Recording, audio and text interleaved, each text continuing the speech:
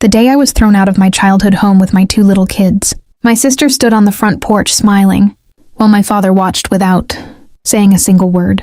As I loaded our last suitcase into my car, she looked me in the eyes and said, "Mom wanted me to have everything, not you."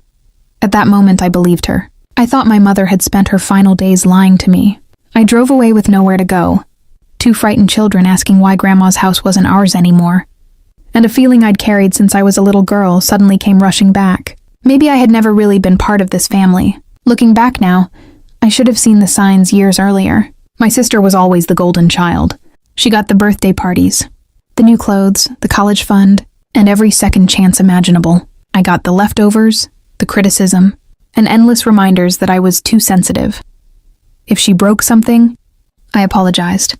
If I earned straight A's, my parents congratulated her for being a better example. I spent my entire childhood trying to earn a love that was handed to her for free. Even after I became a single mother, nothing changed.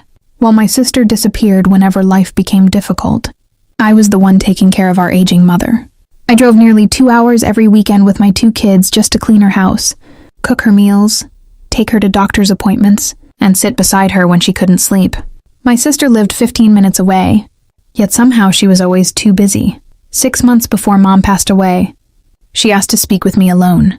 Holding my hand through tears, she whispered something I will never forget. "I'm sorry for everything. I wasn't the mother you deserved." Then she promised me the family home because, in her words, I had earned it. I cried all the way home, believing that, for the first time in my life, my mother had finally chosen me. I had no idea someone else had already started making sure that promise would never come true. My mother passed away 3 weeks later. I was heartbroken. But deep down, I kept holding on to the last promise she had made to me. I wasn't thinking about money. I wasn't thinking about the house itself. I was thinking about finally having one memory that proved my mother had loved me as much as my sister. The day we met with the attorney, I even brought my kids because I wanted them to see the home where I had grown up, the home I believed would become our fresh start. After everything we'd been through, my sister walked into the office wearing black sunglasses and expensive jewelry, acting like the grieving daughter everyone expected her to be. My father sat beside her without even looking at me. Something felt strange, but I ignored it. Then the attorney cleared his throat and said, "We're here to read the final version of Mrs. Parker's will." Final version? My stomach dropped. He handed each of us a copy. I scanned the pages once, then twice, then a third time because I honestly thought I had missed something. The house, my mother's savings, her jewelry, every single thing had been left to my sister. My name appeared only once, in one cold sentence stating that no further inheritance had been left to me. My hands started shaking so badly I couldn't even hold the papers. I looked at my father, expecting him to say there had been some mistake. But he simply looked down at the table. Then I looked at my sister. She wasn't crying anymore. She wasn't even pretending to be sad. There was the smallest smile on her face, like she'd been waiting for this moment for years. I left the office in complete shock, but something inside me refused to believe my mother had lied to me. That night, I opened the old box where I'd kept every birthday card, every handwritten letter, and every note my mother had ever given me. Hidden between 2 photo albums was an envelope in her handwriting. Inside was a copy of an older will, the one leaving the family home entirely to me. My heart stopped. The signatures were real. The dates were real. It had been signed only 2 months before she died. That's when I realized the will the attorney had read wasn't replacing my mother's wishes. It had replaced my mother herself. Someone had changed everything after she made me that promise. And deep down, I already knew exactly who had done it. I barely slept that night. The more I thought about it, the more everything started connecting.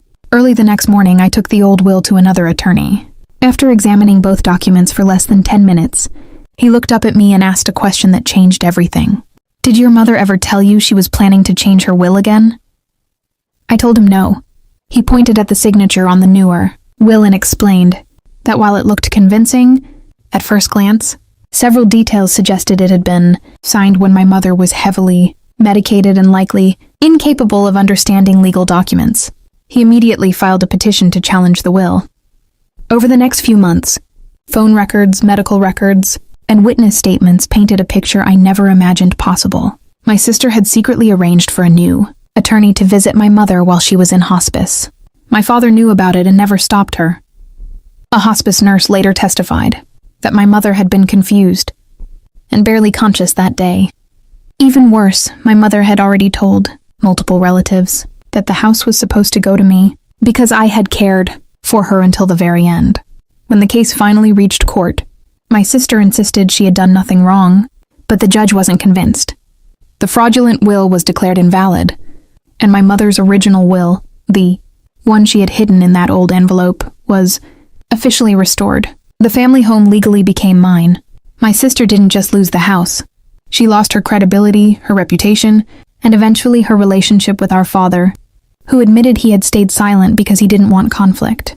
As for me, I changed the locks on the house the same day the paperwork was finalized.